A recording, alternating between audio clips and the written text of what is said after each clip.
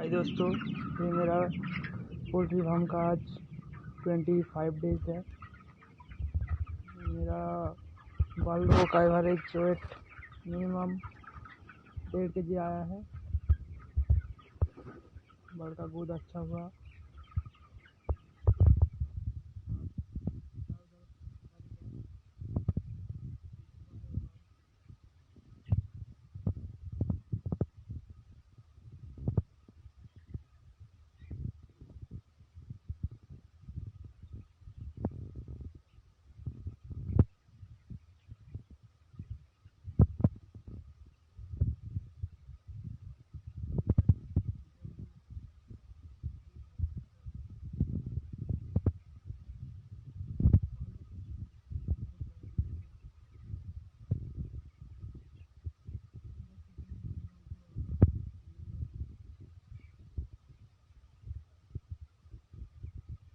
मैं winter season में कैसे मैनेजमेंट करता हूँ।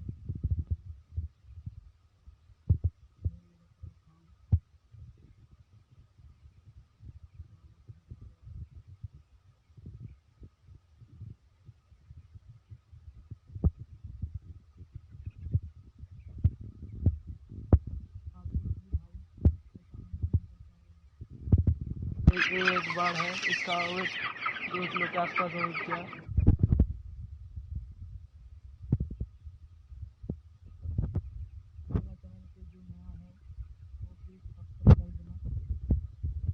वेस्ट देखा, ये रहा मेरा फार्म।